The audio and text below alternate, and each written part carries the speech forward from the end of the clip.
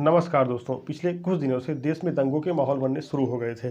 जैसे कि हिमाचल प्रदेश या उत्तराखंड में धर्म संसद में भड़काऊ भाषण द्वारा शुरू किया गया था और इसके परिणाम स्वरूप जहांगीरपुरी दिल्ली, करौली राजस्थान, मध्य प्रदेश, उत्तराखंड, आंध्र प्रदेश, कर्नाटक इत्यादि राज्यों में दंगे भड़क गए। और इसी देश में यह भी देखने को मिला कि उत्तर प्रदेश में हनुमान जयंती के अवसर पर लोगों के ऊपर फूल भी बरसाए गए। तो आखिर ऐसा क्यों हो जाता है कि किसी स्थान पर दंगे भड़क जा रहे हैं, किसी स्थान पर और प्यार बढ़ रहा है? इन दंगों के पीछे की विचारधारा क्या होती है जो धीरे धीरे लोगों के मन में घर कर लेती है और इन दंगों का कारण बनती है? और इन दंगों के प्रभाव क्षेत्र क्या होंगे और इसका समाधान क्या होगा, आज इस वीडियो में यह जानने की कोशिश करेंगे। और इसी वीडियो में यह भी जानने की कोशिश करेंगे कि क्रांतिकारी भगत सिंह के विचारों के अनुसार दंगे कैसे भड़कते हैं और इनका समाधान क्या हो सकता है। तो आइए, वीडियो में आगे बढ़ने से पहले हमारे चैनल को सब्सक्राइब कर लीजिए और वीडियो में आगे बढ़ते हैं। दंगों के भड़कने का एक कारण विचारधारा तो हो सकती है, लेकिन इसके पीछे और अन्य कारण भी हैं जिनकी वजह से दंगे भड़कते हैं। आज के लगभग 100 साल पहले क्रांतिकारी भगत सिंह के द्वारा कुछ अनेक कारणों के बारे में बताया गया था, जो कि आप देख सकते हैं। इसमें उन्होंने पहला कारण कम्युनल माइंडसेट बताया था। इसमें अक्सर एक धर्म के लोग दूसरे धर्म के लोगों को अपना शत्रु समझने लगते हैं और उन पर हमला कर देते हैं। वो उनको किसी व्यक्तिगत अपराध के नाते नहीं मारते हैं, वो सिर्फ इसलिए मारते हैं कि वो लोग किसी खास धर्म के लोग हैं और ये लोग उस धर्म से शत्रुता करते हैं, न कि उस व्यक्ति से। और इसमें होता क्या है कि हिंदू मुस्लिम को और मुस्लिम हिंदू को मारने के लिए उतारू हो जाते हैं और वहाँ पर दंगे भड़कने शुरू हो जाते हैं। और भगत सिंह दंगों के भड़कने का दूसरा कारण हार्ड मेंटालिटी बताते हैं। इसमें यह होता है कि जब किसी भी स्थान पर दंगे भड़कते हैं तो वहाँ पर रहने वाले आसपास लोग यह सोचने की कोशिश ही नहीं करते कि वहाँ पर गलती किसकी है, ये दंगे क्यों भड़क रहे हैं या फिर ऐसा क्यों हो रहा है। वो भी उन दंगों में शामिल हो जाते हैं। वो अपने आप को ठंडा रखने की कोशिश ही नहीं करते और ना ही अपने आप को शांत करते हैं और हथियारों, तलवारों और लाठियों से एक दूसरे को मारने काटने के लिए निकल जाते हैं और इंसानों को इंसान के रूप में न देख करके जानवर के रूप में देखने लगते हैं। और अगर देखा जाए तो तीसरा कारण राजनीतिक नेताओं के बारे में भगत सिंह बताते हैं।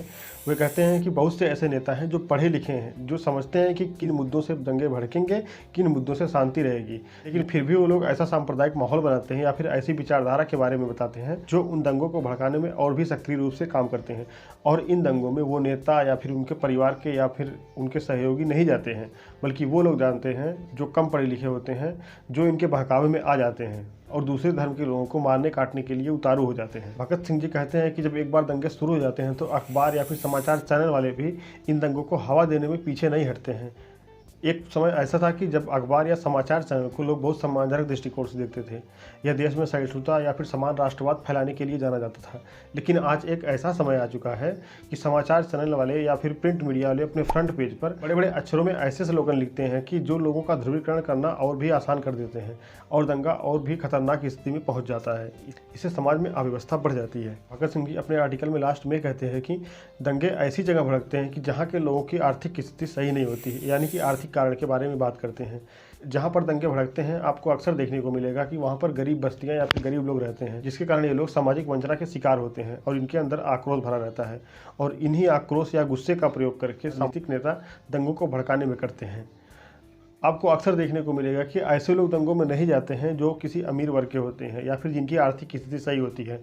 जो लोग बेरोजगार होते हैं या फिर जो लोग गरीब होते हैं वही लोग जाते हैं। जो लोग बिजनेसमैन होते हैं या फिर जो कहीं नौकरी करते हैं वो लोग भी नहीं जाते हैं, क्योंकि इनको अपने काम से फुर्सत ही नहीं होती है। इसके अलावा आज के आधुनिक युग में दंगों का विकराल रूप धारण करना या फिर दंगों को ध्रुवीकरण करना और भी आसान हो गया है। सोशल मीडिया पर आज आपको देखने को मिल जाएगा कि अनेक धार्मिक संगठन या फिर सामुदायिक संगठनों के बड़े बड़े ग्रुप हैं, इनमें बहुत संख्या में उनके लोग जुड़े हुए हैं। इससे क्या होता है कि किसी भी हिंसा या अमानवीय घटना का तेजी से प्रसार होता है और लोगों का बहुत तेजी से ध्रुवीकरण हो जाता है। एक ही समय में देश के कई स्थानों पर दंगे भड़क जाते हैं और ये प्रशासन के लिए बहुत बड़ी चुनौती बन जाती है। और अगर देखा जाए तो सबसे अंतिम कारण मेजॉरिटी और माइनॉरिटी माइंडसेट है। इसमें यह होता है कि जो लोग मेजॉरिटी में होते हैं वो लोग सोचते हैं कि लोकतंत्र तो बहुमत का शासन है, तो इसमें देश के पूरे संसाधनों पर उनका एकाधिकार है, जो निर्णय लिए जा रहे हैं वो उनके पक्ष में लिए जाने चाहिए। इसी कारण जो लोग माइनॉरिटी में हैं वो लोग सोचते हैं कि जो लोग मेजॉरिटी में हैं उन्हें राष्ट्रवाद या फिर राष्ट्र निर्माण में बाधा के नाम पर और सताएंगे या फिर उनके अस्तित्व को खत्म करने की कोशिश करेंगे। अल्पसंख्यक लोग संख्या में वैसे भी कम होते हैं, जिसके कारण वे लोग अल्पसंख्यक चेतना का शिकार होते हैं और यही अल्पसंख्यक चेतना उन्हें सामाजिक या आर्थिक रूप से समाज की मुख्य धारा से अलग कर देती है। और ये लोग जब समाज की मुख्य धारा से अलग हो जाते हैं तो इनका आर्थिक विकास भी नहीं हो पाता है, जिसके कारण ये भावनात्मक रूप से कभी भी किसी राष्ट्र से जुड़ी नहीं पाते हैं। और यही कारण है कि मेजॉरिटी और माइनॉरिटी के रूप में विश्वास बहाली नहीं हो पाती है। माइनॉरिटी का यही सामाजिक और आर्थिक पिछड़ापन उनमें सापेक्ष वंचना का भाव उत्पन्न करता है और यही सापेक्ष वंचना आगे चल के अमीर वर्ग या फिर समाज के उच्च वर्गों के प्रति एक बड़े संघर्ष का कारण बनती है। आप स्क्रीन पर कुछ आंकड़ों को देख सकते हैं कि जो सरकार की एजेंसी NCRB यानी कि नेशनल क्राइम रिकॉर्ड ब्यूरो के द्वारा जारी किए गए हैं कि 2019 और 2020 में कैसे दंगों की संख्या तुलनात्मक रूप से और भी अधिक हो गई है।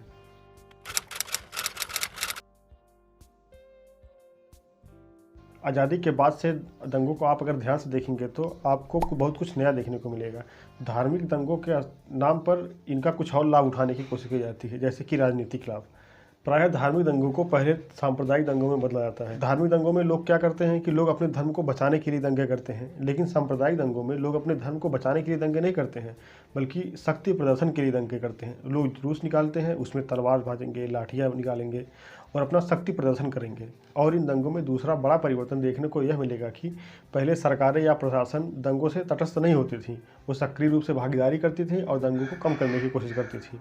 लेकिन पिछले गोधरा या फिर सिख दंगों की अपवाद को छोड़ दिया जाए तो आपको अक्सर ऐसा देखने को मिलेगा कि प्रशासन या सरकार दंगों से तटस्थ हो जाते हैं और अगर तटस्थ नहीं होते हैं तो जो लोग दंगा शुरू करते हैं या जो लोग दंगा भड़काते हैं उनके पक्ष में चले जाते हैं, उनके ऊपर कोई कानूनी कार्रवाई नहीं करते हैं और अंत में यह करते हैं कि बिना किसी भी वैध प्रक्रिया के बुलडोजर के माध्यम से न्याय स्थापित करने की कोशिश करने लगते हैं। और कुछ लोग इस बुलडोजर न्यायिक प्रक्रिया को सही ठहराने की बात भी करते हैं। ये लोग कहते हैं कि मध्यकाल में मुस्लिम शासकों ने हिंदू नरसंहार किया तो हम आधुनिक युग में हिंदू राष्ट्रवाद के नाम पर ऐसा कर रहे हैं। इस तरह होने वाले धार्मिक दंगे प्रायः सांप्रदायिक दंगों में बदल जाते हैं और इन दंगों को राजनीतिक सपोर्ट भी मिल जाता है, जिसके कारण ये राजनीतिक दंगे न सिर्फ दंगे होते हैं बल्कि एक बड़ा नरसंहार के रूप में बदल जाते हैं। अब आइए देखते हैं कि जिन स्थानों पर दंगे भड़कते हैं उन स्थानों पर परिणाम स्वरूप क्या होता है, उन स्थानों पर रहने वाले लोगों की सामाजिक आर्थिक स्थिति में कितना परिवर्तन आता है, उनका जीवन जो कुछ ही समय पहले हंसते खेलते बीतता था वो कैसे उजड़ जाता है। सबसे पहले वहाँ पर आपको मानवाधिकारों का हनन देखने को मिलेगा। अक्सर आपको देखने को मिलता है जिन स्थानों पर दंगे भड़कते हैं वो गरीब एरियाज होते हैं। इनकी आर्थिक स्थिति इतनी अच्छी नहीं होती है कि एक बार दंगे भड़के उसके बाद शांत हुआ फिर से वो लोग उसी स्थिति में आ जाएं, वो कभी ऐसा नहीं होता है। वहाँ पर कितने लोगों के घर उजड़ जाते हैं, जो घर का मेन सदस्य जो पैसा कमा के बाहर से लाता था उनकी मृत्यु हो जाती है। बलात्कार, लूटपाट जैसी समस्याएं बहुत तेज़ी के साथ फैलती हैं और उनका पूरा जीवन अस्त व्यस्त हो जाता है। इसका सबसे खतरनाक प्रभाव वहाँ उस समाज के सबसे गरीब वर्ग के लोगों पर पड़ता है। लोग सड़क पर आ जाते हैं, जैसा कि आप कुछ इन फोटोज़ में देख सकते हैं कि कैसे एक बच्चा सड़क से अपने पिता की कमाई को उठाता है और एक महिला जिसका घर टूट जाने के कारण रोती बिलखती वो सड़क पर आ जाती है। और आपको दूसरा सबसे बड़ा प्रभाव यह देखने को मिलेगा कि जहाँ पर दंगे भड़कते हैं वहाँ पर आपस में दो समुदायों के बीच में विश्वास खत्म सा हो जाता है और इस विश्वास को पुनः लाने में 4-5 पीढ़ियाँ बीत जाती हैं। जैसा कि अगर आपको कोई भी व्यक्ति धोखा देता है तो आप पूरी तरह से दोबारा विश्वास नहीं कर पाते हैं। तो आप यहाँ पर कैसे सोच सकते हैं कि एक व्यक्ति जो कुछ समय पहले उनसे हंसते बोलते मिलने के लिए आया था और कुछ ही समय में वह उन्हें मारने काटने के लिए चला आता है, तो उस व्यक्ति पर कैसे दोबारा विश्वास होगा। लोग एक दूसरे पर विश्वास ही नहीं कर पाते हैं और इसका सबसे बड़ा लाभ वहाँ के सामुदायिक नेताओं या फिर राजनीतिक नेताओं को मिलता है, जो ध्रुवीकरण के नाम पर अपनी राजनीतिक रोटियां सेकते हैं और सत्ता में बने रहते हैं। और इन दंगों का तीसरा सबसे बड़ा प्रभाव यह होता है कि इनका प्रभाव सिर्फ घरेलू स्तर पर नहीं देखने को मिलता है, इसका प्रभाव अंतर्राष्ट्रीय स्तर पर या फिर पड़ोसी देशों के स्तर पर भी देखने को मिलता है। जैसा कि आप देख सकते हैं कि भारतीय उपमहाद्वीप भले ही अलग अलग देशों में बटा हुआ है, लेकिन इस उपमहाद्वीप में रहने वाले लोग लगभग आर्थिक या सामाजिक रूप से एक समान ही है। जैसा कि पाकिस्तान और बांग्लादेश में मुस्लिम बहुसंख्यक है तो हिंदू अल्पसंख्यक हैं, और आप भारत में देखेंगे तो हिंदू बहुसंख्यक हैं, मुस्लिम अल्पसंख्यक हैं। ये सभी लोग आपस में एक दूसरे से भावनात्मक रूप से जुड़े होते हैं।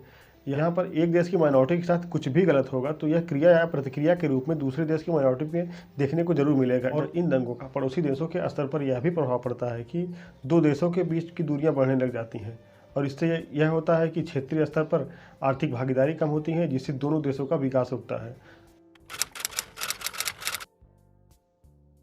अगर इन दंगों के समाधान की बात करें तो आज से लगभग 100 साल पहले भगत सिंह जी अपने उसी आर्टिकल में इसके समाधान के बारे में भी बताया था। उन्होंने कहा था कि लोगों में वर्ग चेतना या क्लास कॉन्शियसनेस की भावना को जगाना चाहिए। इसमें यह होता है कि समाज की कमज़ोर वर्ग, किसान या फिर बेरोजगार लोगों को आपस में संगठित करना चाहिए और इन्हें यह समझाने का प्रयास करना चाहिए कि ये लोग आपस में दुश्मन नहीं हैं, बल्कि इनके दुश्मन तो वो लोग हैं जो इन्हीं का प्रयोग करके आपस में इन्हें लड़ा करके राजनीतिक सत्ता पर बने हुए हैं। बल्कि उन्हें यह समझाना चाहिए कि वो सरकार से अपनी आर्थिक स्थिति में सुधार, स्वास्थ्य या फिर परिवहन सेवाओं के बारे में सवाल पूछना चाहिए कि ये सब कैसे सही होगा, कैसे उनके जीवन स्तर में सुधार होगा। इसके लिए सरकार को जवाबदेह बनाना चाहिए और उससे सवाल पूछना चाहिए। इसके लिए भगत सिंह जी रूस की क्रांति का उदाहरण भी देते हैं। वो कहते हैं कि पहले जब रूस में राजशाही शासन था तो लोगों की आर्थिक स्थिति बहुत खराब थी। वो लोग आपस में ही परेशान रहते थे, जिसके कारण वहाँ पर दंगे हरदम भड़कते रहते थे। और ये दंगे अपने आप नहीं भड़कते थे, बल्कि सरकार ही इनको एक दूसरे में लड़ाया करती थी। लेकिन जब वहाँ पर रूसी क्रांति हुई और वहाँ की शासन या सत्ता प्रणाली बदली तो लोगों की आर्थिक स्थिति में सुधार हुआ। लोग और आर्थिक रूप से मजबूत हुए, जिसके कारण वो लोग शिक्षित भी हुए और वहाँ पर दंगों की संख्या पहले से बहुत ज़्यादा कम हो गई। इन दंगों को कम करने के लिए स्थानीय प्रशासन क्या कर सकता है? स्थानीय प्रशासन को यह करना चाहिए कि वह शांति समितियों की स्थापना करे और उस क्षेत्र में रहने वाले जितने भी धार्मिक नेता या फिर धार्मिक गुरु हैं उनको आपस में एक मंच पर लाया जाए, शांति और सौहार्द बनाने की कोशिश की जाए। कि लोगों के ऊपर सरकार से ज़्यादा उनके इन नेताओं का इन्फ्लुएंस होता है। वो लोग सरकार की बात को कम मानेंगे, बल्कि इन नेताओं की बात को और बहुत आसानी से मान सकते हैं। आपको यह वीडियो कैसा लगा नीचे कमेंट सेक्शन में बताइए, और इसी तरह से आप कौन कौन से टॉपिक पर वीडियो देखना चाहेंगे यह भी मेंशन कर सकते हैं। और ये वीडियो अच्छा लगा हो तो लाइक कीजिए, शेयर कीजिए और सब्सक्राइब कीजिए।